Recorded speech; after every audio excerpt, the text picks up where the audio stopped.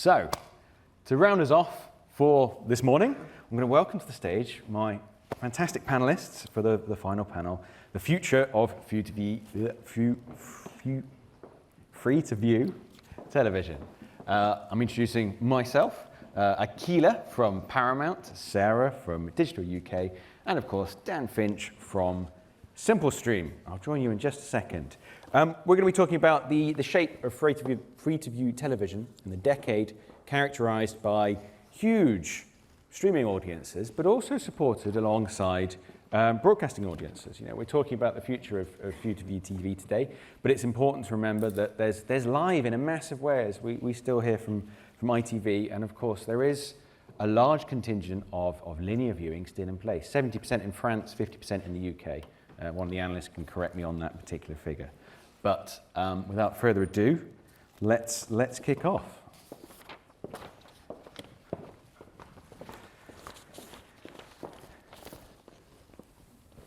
Okay. The countdown clock has turned an aggressive shade of red, so the 40 minutes have started. Panelists, I think it would be lovely if you could just give a brief introduction to yourselves. Your companies are pretty well known, actually, but if you could maybe say, you know, what it does and what free-to-view perhaps means to you, just briefly. Dan, I'll start with you because you're furthest away. Thank you, Jonathan. Hi everyone. My name's Dan Finch, Chief Commercial Officer and co-founder of Simplestream. We started our company in the live streaming space and then moved into sort of live to VOD. Then over the years, we built out a complete app platform. So we are, I guess, an enabler for free-to-air broadcasters, free-to-air content owners to remain, I guess, relevant in this sort of streaming space. So we're like the enabler to help them navigate the new ways that consumers are engaging and consuming content. Thank you. Sarah. Hi, I'm Sarah Milton. I'm the COO of Digital UK, which is a joint venture between the four largest PSB, public service broadcasters in the UK. We run the Freeview and the FreeSat TV platforms, which between them account for over 40% of all UK households. So free-to-view TV is our very raison d'etre. Personally, I lead the day-to-day running of those platforms, making sure that the end-to-end customer experience is a good one, and I'm also overseeing the evolution of the platform to ensure that they remain competitive and compelling in the future. Subject close to my own heart. Akila. Hi, so I'm Akila. I'm the VP of Partnerships and Business Development at Paramount. Basically, that means I look after the distribution across our streaming portfolio, which includes My5 and Pluto on the free side of things, and then the soon-to-launch Paramount Plus in the UK, which is our SVOD service, as well as our linear, free and pay brands, which include MTV, Comedy Central, Nickelodeon, amongst others. Thank you very much. So in our pre-chat, we had a long conversation about many things, and we could talk for hours, but don't worry, we won't. I think the best place to start here is content. Content is ubiquitous. Everyone deals with that, so we'll start there. Content means different things to different people, whether you're a producer, distributor, or you know, providing services to carry this. So I think displaying the spectrum of views we have here is a nice place to contextualize this discussion. Akila, I'm going to start with you. You're quite a large organisation. You've got a lot of things going on. You've of course got Pluto, which is at the very forefront of perhaps what we're discussing in terms of AVOD innovation, if I could call it that, perhaps.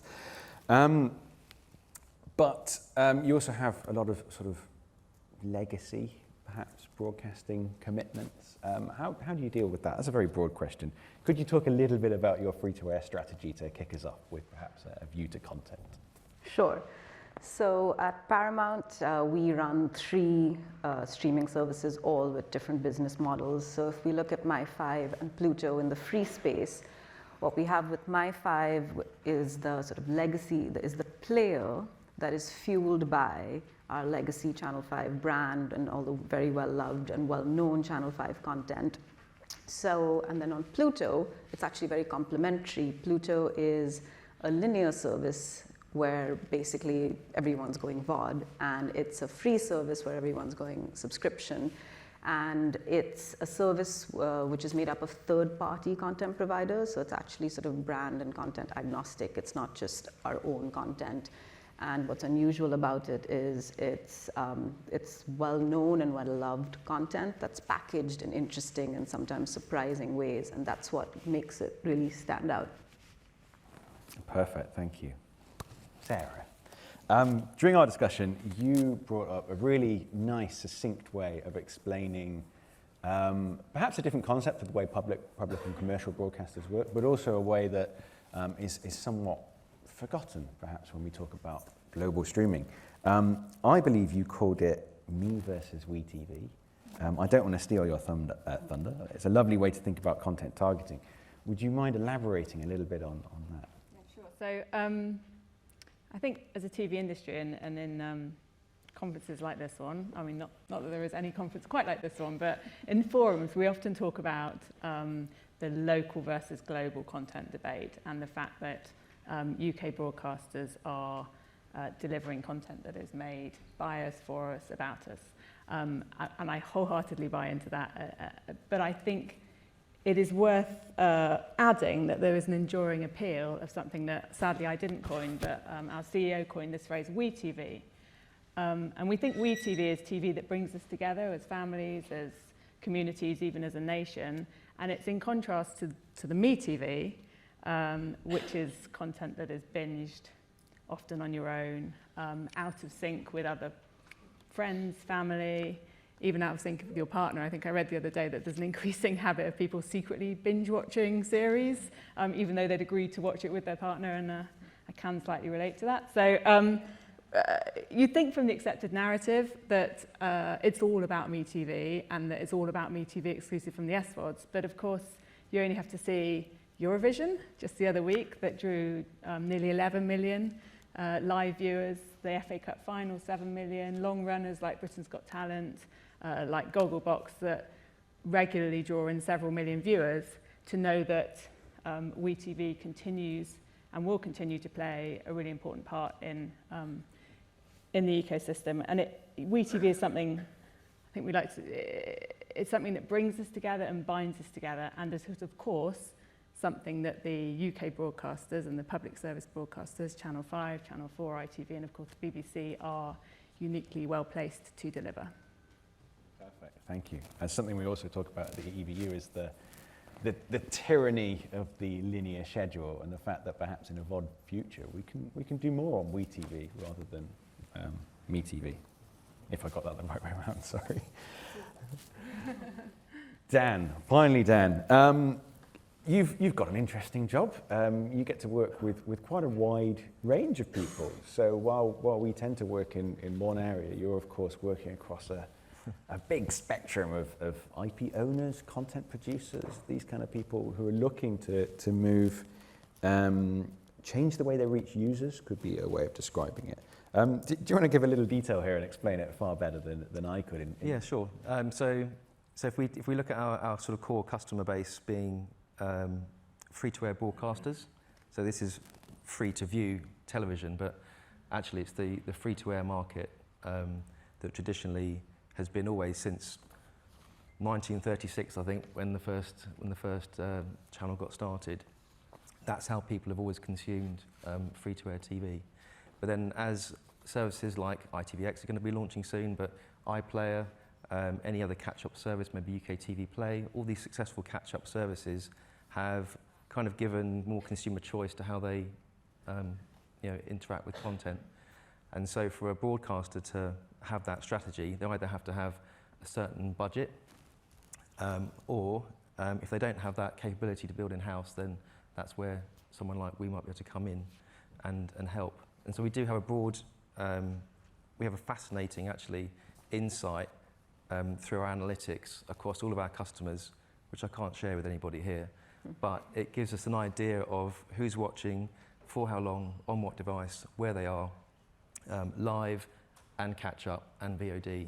So that actually paints a really interesting picture for us to sort of decide where maybe our product roadmap is heading, but also innovate, which we've always done over the last 10 years, and then go back to the broadcasters and say, have you thought about this? Have you thought about, not just having a catch-up service maybe on Freeview Play or UView or with FreeSat, but look at these other devices that are out there that people are just snapping up all the time. And so having like an omni-platform strategy is sort of where we can help. Which is a perfect segue to my next question. As well as what content is out there, who's making the content, how it's aggregated, we're also talking a lot about where consumers are going for this. That there is some general consensus among some analysts, I know Ampere have got data on, connected TV and how high the viewing is there. But also when I talk to Omdia analysts, there's also a theory around perhaps the way the devices evolve in future that moves away from that. It's not always as simple as it seems. So let's talk about devices, gateways, aggregators, the real fun stuff. I'm going to ask you a question. First off, where do we think it's going? Let's imagine 2027 and 2032, so 5 years and 10 years roughly. Is it connected TV? Is it smart speakers connected to something else? Is it a new thing entirely? Is it streaming from a phone? Where do we think it's going? Where are we pushing our internal strategies for our 5 and 10 year plans? Anyone want to start with that? I'll go. Dan. I think for broadcasters, just to sort of stay relevant, they need to have a strategy across all the different devices. So it could be long form content on some platforms like CTVs, but then also I think when they're commissioning content, they do have to think about what is their TikTok strategy, what is their Facebook strategy, is it driving people to the bigger platforms to consume the content, and that comes, the other part to that though is then how do they actually monetize that content.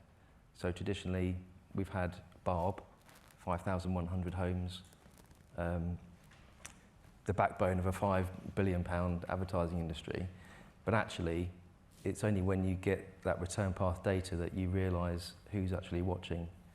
I still think it's a small sample size that isn't perhaps as representative as for the whole of the UK. When you get an insight into, through streaming services, the granularity you can get on the end user. So I think it's about being on all platforms, but having a strategy on a per platform basis. So for Pluto, I think you're right. I think being available everywhere is very important. But what we see is that connected TVs is where we get the vast majority of our consumption. And these are typically in homes that are IP only or IP first. So they're very heavy in the SVOD consumption. And then they sort of look to Pluto to get the lean back linear experience sort of to complement that viewing. So currently, like the IP only base is about 3 million in the UK, but it's rapidly growing. And we see sort of Pluto's success, so almost track the success of connected TV penetration. Sarah. Yeah, I mean, not much to add. I think there was definitely a time when it looked like TV was moving away from the screen and towards mobiles, laptops, iPads, etc., because, well, they were more convenient, they had a greater content choice, they were offering a better viewing experience. I don't think there's any doubt that the connected TV is now back, and the vast majority of smart TVs now offer, the range of content that viewers expect. Their UX has moved on massively in recent years, and of course, viewing will always default to the biggest, best screen, and that is the TV. I think, Mehmet talked about it very clearly just before this panel, but the big trend in terms of ecosystems is this consolidation of operating systems around a handful of tech giants becoming the gatekeepers to the TV. And I think from our perspective that, the real risk is that local content is sidelined in favour of whatever meets their own commercial interests. Let's talk about that, because that's a hugely important issue. I mean, not just for public broadcasters, but for sort of anyone trying to negotiate in a distribution deal, effectively, or a carriage deal, perhaps in old-fashioned terms. What do we think about the role of big tech there? Are we scared of Google hitting 300 million users worldwide, or are we happy to partner with LG? Do we want to support the small guys, but then it's more complicated? What are thoughts here? Do we sell ourselves to the big tech giants, or do we engage with the complexity of a fragmented device market? Who wants to deal with more metadata? I think everyone should probably dip their toe in the bigger pool, but fundamentally, I think they still want to try and retain control of their content strategy and destiny, because there's benefits, I think, from doing things yourselves and understanding things yourselves.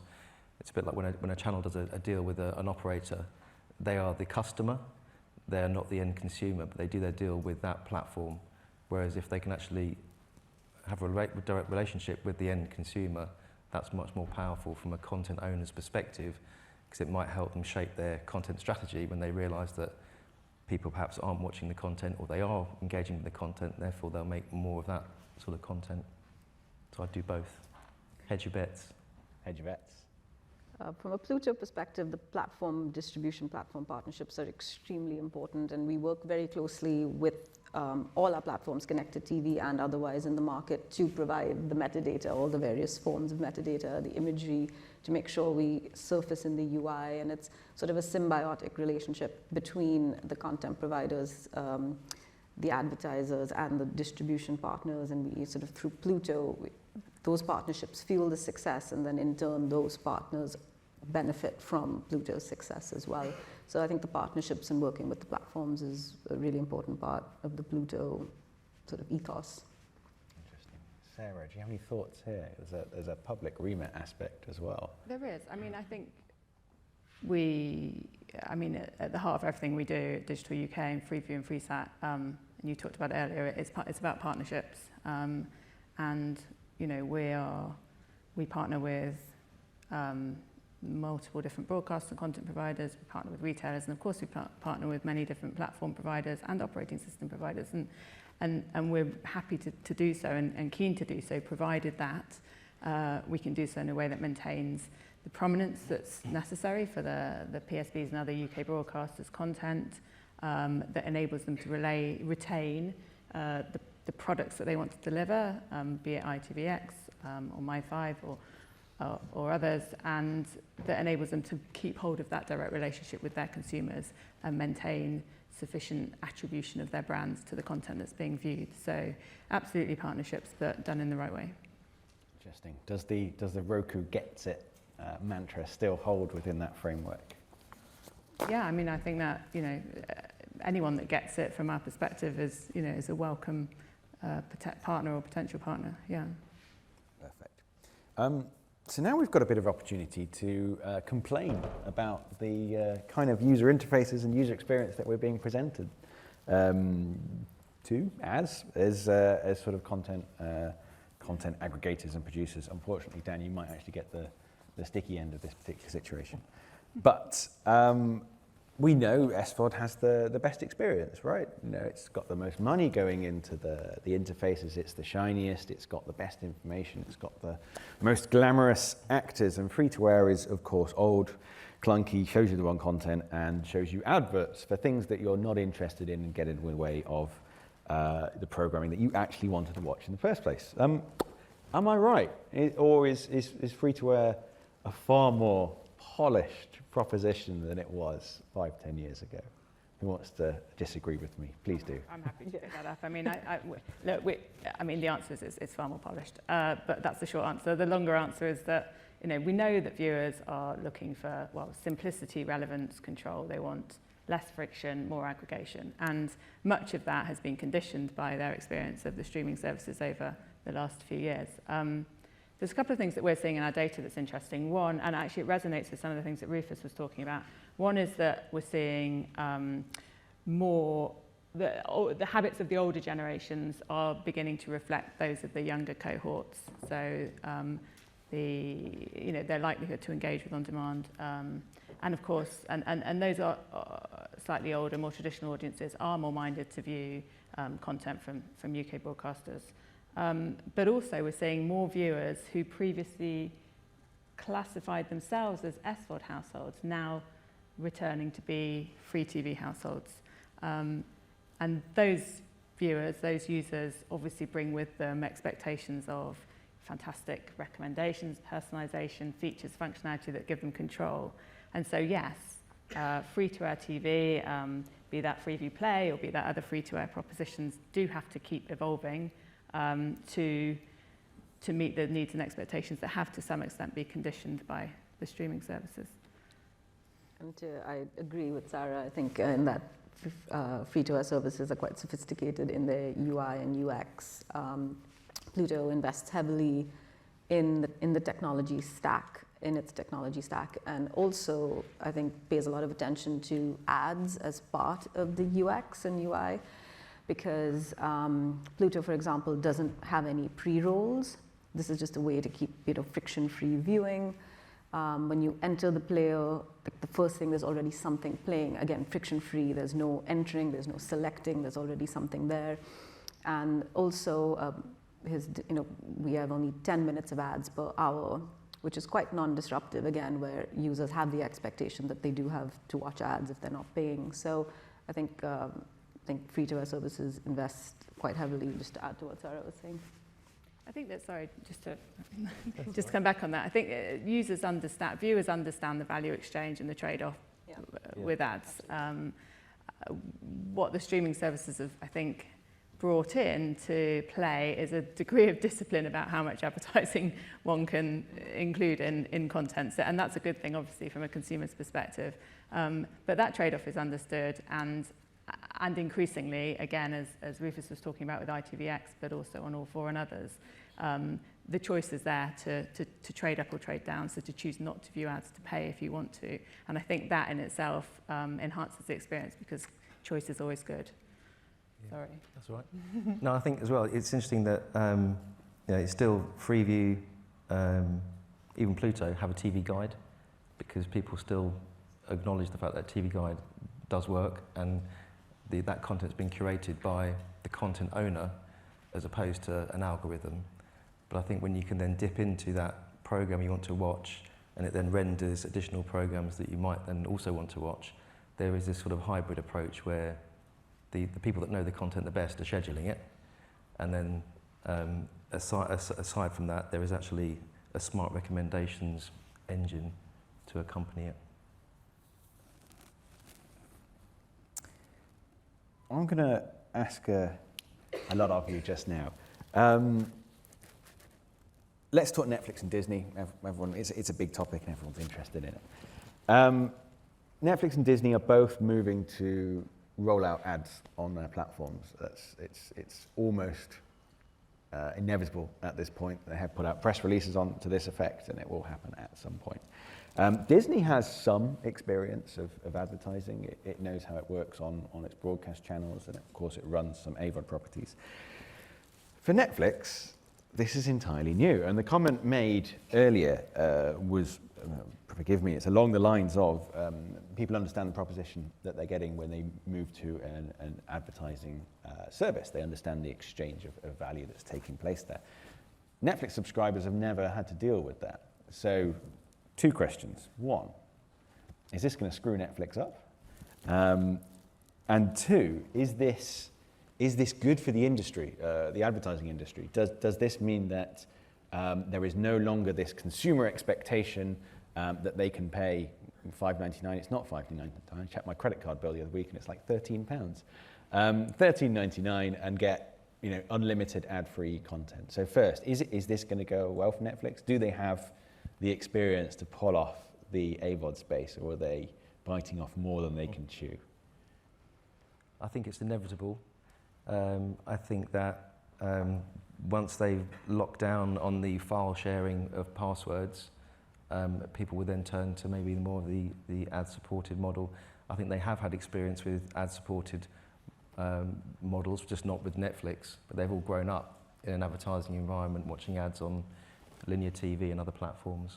So I think it would be inevitable. And I actually said, wasn't quite prophetic, but a few years ago, I would expect them to even maybe have a linear TV channel on DTT or or DTH. They could show first, second runs of series, get you on the hook and then upsell you to the subscription service.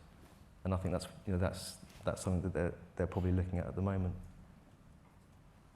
For Netflix, I think it makes sense to look at sort of expanding their audience reach through advertising, so sort of reaching a whole audience that they're not currently reaching, and also then monetizing the consumption metrics in a way that they sort of haven't been able to do so far. So I think that should be quite interesting, and also be quite interesting to see how Netflix go about ads. Like, will they go the traditional spot route, or will it be, you know, more like sponsorship or something slightly subtler that they introduce into their ad-funded tier? So I think that's still sort of yet to be seen how they do that. Perfect. Is this going to be catastrophic though, with this massive influx of inventory? Does it devalue everything that the other broadcasters are selling? Or does it not have that much effect? Is it just something that pushes people to those platforms because now they have to watch ads anywhere, so viewers make up for the fact that there's perhaps an impact on inventory? A very tricky question to answer. What's your gut feeling? And I won't hold you to it. I think it just gives the consumer more choice. Everyone's competing for time, I think. That's the biggest thing that everyone is competing for. So whether you can watch it on demand that's ad supported, that's one thing, but I think I don't think it's detrimental. I think they probably need to have it to not quite survive, but I think that you know, to help them grow their subs numbers, or certainly reach and penetration. Because there's markets where the Netflix model just doesn't work, because if you're going to launch Netflix in India or South Africa, you'll not be charging £13 a month. It needs to be ad supported or 30p a month. That's the sort of the economics that are there. But then the numbers are hundreds of millions of people. So I would expect them to try out those ad-supported models in maybe those markets that you know, will adopt it to start with, and then maybe they look at the more established markets and see how they can increase their reach there. Yeah, I mean, I think, to add to that Netflix obviously have an enviable ability to test propositions at scale globally in different markets and through a staggeringly impressive sort of multivariate testing model that they've developed. So I think that they will take their time to assess and establish what tiers and what layers of proposition work for consumers and deliver most value back to them. But yeah, from a kind of competitive perspective, it will level the playing field to some extent, because ads have impacted the customer experience, and so I think from that perspective it's probably quite helpful. I think from a Pluto perspective, we see Pluto growth tracking sort of SVOD consumption and the growth of IP and connected TV. So I think and it sits sort of it sits alongside the growth of VOD viewing. So I think Pluto will continue to grow in its fast space alongside the growth of Netflix and others. Let's talk business models. You guys are making this really easy for me. Thank you. Great segue. There is a service called Pluto TV that some people might have heard of, being a major disruptor in terms of the way we think about AVOD in general. So I'm going to start with you on this, I think. We talked about Paramount's sort of massive breadth of kind of content. It's something that I'm sure ITV can relate to a little bit with its sort of plethora of content that it owns, the business models that it's used to monetize that it's now consolidated. But it's a question that I'm sure a lot of broadcasters are dealing with, whether commercial or otherwise. How do you decide when to charge what goes where, and why? It's a big question, I'm aware, but perhaps you can break it down for us. Sure. So at Paramount, we have, as I've said, sort of 3 different business models for our streaming services. So Paramount Plus being our SVOD service, which is going to launch on June 22nd. And then we have in the free space, My5. And My5 is the catch-up service for Channel 5, which is a PSB service in the market and is fueled by content from the channel, well-known, well-loved content fueled by the Channel 5 brand. And then in turn, My5 sort of breathes new life into sort of the legacy Channel 5 portfolio and keeps it relevant in the streaming space. And then we have Pluto, which is sort of complementary to that, third-party content, where again, this is familiar, well-known, well-loved content in the market, but that's the focus is really curating it and packaging it in surprising, fun, playful, sometimes irreverent ways, and presenting it to the audience. So, and in this sort of lean back experience. And we see both as complementary in the market. My 5 is having its best year ever. And then Pluto also has just seen, in the last quarter, a 59% growth globally in D2C revenue generated from advertising. So both are seeing growth and they sit alongside each other. And we often will share content between the services as well as a way to move people between the services. So for example, on Pluto, we have a 5 Cops channel, which is some of our Channel 5 Cops content brought together in a linear, fast way on Pluto as a way, again, to drive people through our portfolio of streaming services. Perfect. Sarah, 3 of the 4 parents of Digital UK run some form of advertising. So there's presumably an opinion from them here, perhaps. Effectively, there's a lot of library that these guys have, and for that, is fast channel a miracle model or something of a distraction? I'm a bit nervous about speaking on their behalf, particularly Keela's sitting right next to me, feels like a more appropriate person to speak to that. I mean, I think, you know, in a world where the competition for attention is becoming increasingly competitive, fast channels do seem to provide broadcasters, channel owners and content owners with a means to, well, a shop window for their content and a new means to monetize distribution of that content. And I think for viewers who may be looking for a shortcut to their favourite shows or, as Akila just said, are just looking for more of a lean back, less proactive viewing decision, then fast channels are a nice way of sort of delivering against that need. So I think there's, yeah, I mean, they're an interesting new addition and obviously going to be playing a major part in, you know, in Channel 5's Paramount's strategy. ITVX talked about them being one of the key pillars of their proposition, and I'm sure we'll see it from the others as well at some point.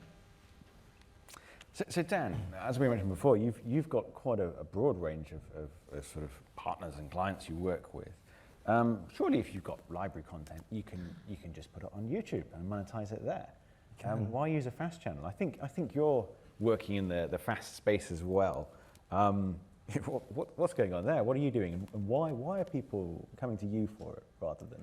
It's interesting. So, I mean, fast. I don't know who came up with the term fast, but when I last looked, it was free-to-air TV, as a, you know, just as a for free-to-air television broadcaster that's ad supported. So it's more about the method of delivery that I think has just changed.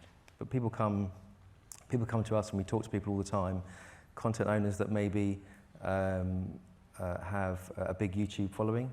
So let's say you've got 1 million subscribers on YouTube, you're making a certain cost per thousand on that platform, but then they're now thinking, actually, what if we could take that content and put it onto different platforms? So yes, we're doing some interesting work in the fast space at the moment. That will get you onto Samsung TV Plus and LG, and you can talk to Roku. But then the other part is that there's actually a plethora of new other platforms as well that perhaps shouldn't be ignored. So I think we end up working with content owners and broadcasters that want to test out maybe you know, fast channels with different content, or they just want to just get onto as many platforms as possible. And I think that with the ad revenue that you can actually make, with the smart decision making you can have through, say, server-side ad insertion, that allows you to get higher cost per thousands than perhaps you would do traditionally. So it's interesting for the channels because they're going to be making more revenue. It's interesting for the brands. They're spending more revenue, or they're maybe spending the same amount of revenue. And if you use that, John want to make a reference to 50% of my advertising is effective. He just didn't know which of that 50% is. Actually now, through things like fast distribution and server-side ad insertion, working with people like Magnite to help broadcasters do that and content owners, then it's good. And then for the end consumer, they actually get content that or ads that are hopefully relevant to them based on their user profile that they get.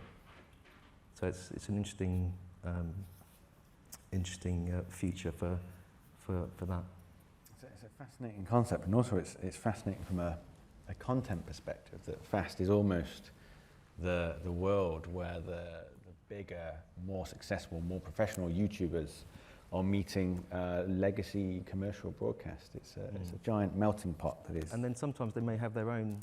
They may end up having their own section on broadcasting on a broadcasting network. So I think you can expect more sort of cross-pollination of those sort of shows. For sure. It's a golden age for content, and has been for a good 10 years now. We have 4.5 minutes left. I'm going to ask my magic wand question, and then we can move to for final thoughts. As a strategist, it's a good idea to have some sort of pipe dream, some kind of no bounds vision of what the future is, but also take some pragmatic baby steps towards that to make sure you understand why it's not happening now and how to get there. But I'm the only strategist on the panel, so you don't have to deal with that. If you could have a magic wand and wave it and change something about the way you use free-to-air television, something that annoys you about it, that you want forbidden, banned, cast out, changed or replaced, what would you do? As it's a magic wand, there's no wishing for more wishes or unlimited money. So what would you do with your magic wand? Is that as a tech provider, or if I was a broadcaster? A tech provider or a viewer of TV? I think for a viewer, if I was as a consumer, I think it's all about how content is curated and presented to you.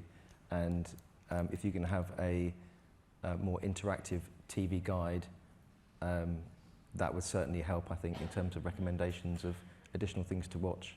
On top of that, there's some nice, I think, UX improvements that are happening across different platforms, and I think that will certainly help for the free-to-air market.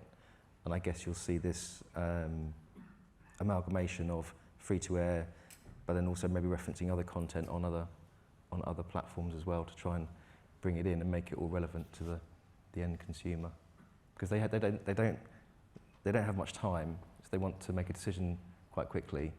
That's when they're being proactive to watch things. But actually, quite a lot of people, we're probably biased in that sample, but just want to watch TV and they want to be told what to watch, even today. Perfect. Sarah, where are your wishes taking us? Well, I would like a bit more aggregation, and I know I'm not alone in this. We hear it from users a lot. Either that or I would like a better memory, because I can never remember what I'm watching or where to find it. And I know I'm in the middle of multiple series, but I don't know where they are. I don't know which app they're on, and it's a fairly trying user experience to go in looking for it. So better aggregation, aggregation of personalised feeds, just lower friction routes to seeing the shows that I'm watching would be marvellous. Yeah, there's some pretty good examples there. Have we got anything left? Yeah, I know. So just, I guess, to add to what Sarah was saying, really, it's like, it would be great if it could, my TV could read my mind and know what I'd like to watch next. So the recommendation and personalization, I think, would be fantastic. Perfect. Well, I think TiVo's in the audience, so if you can work on your mind reading, that would be perfect. Last question. I thought we could finish with some nice practical advice to anyone in the audience who is looking for it. We've got a really diverse range on the panel, so I think it's nice to get some wise words of advice. Dan, I'm gonna start with you. You had some interesting thoughts around diversification and the experience, I believe. What practical advice would you have? I think it's about just testing out the different platforms, and maybe just repeating myself from before, but I think if you are in that strong position of owning content, it's about how you engage that content with your end user. So you do need to really think about having a strategy on a per platform basis, because if you can perhaps watch short form content of a series on TikTok or Instagram, and then have a link to then watch the complete series on another platform, this is how everyone is now thinking, because your go-to device, maybe on the train going to work now, might be short form content on Instagram or Facebook, but then it's how you then drive that back. You know, so if you go on to say, I always seem to get Graham Norton videos on my Facebook feed for some reason, I don't know why, but the BBC, I think it's actually the production company that put it on there, it's not maybe the BBC. And so, yeah, it's about having that multi-platform experience. Perfect. Sarah? My advice would be to seek out and prioritise partnerships. You talked about partnerships before, and I think, so come talk to us at Digital UK, because we're all about partnerships. We want to give everyone access to high quality, huge variety of content, with a focus on TV that's made by British broadcasters for British audiences, but we want to meet consumer needs across the board. The UK sort of free-to-air television proposition has been it's a national asset. We hear that a lot. It's a national success story, but the UK is a small fish in a big global pond, and I'm going to do a horrible disservice to Hamilton now by stealing some of their lyrics. So we may be, I'll get this wrong, we may be outgunned, outmanned, outnumbered, outplanned, but we're not going to be outpartnered. There we are. Lin-Manuel can have that for free. Partnerships and collaboration are the way forward. Perfect. And to finish us off? Yep, so I'd actually echo Sarah in saying partnerships from a distribution perspective, from a content provider perspective, from an advertiser perspective, are all hugely important in the success of sort of streaming for us across our services. And then finally, just to say that if content is king. So I think sort of the $15 billion investment that we do every year in content, that's really important, because ultimately it's all about the content. Perfect. And with that, unfortunately, we're out of time. I could talk for an hour more, but then nobody would get coffee, and nobody wants that. Thank you so much to my panelists. This was made really easy, and some really wise words. I believe we've decided everything about the future of future TV today. Thank you very much.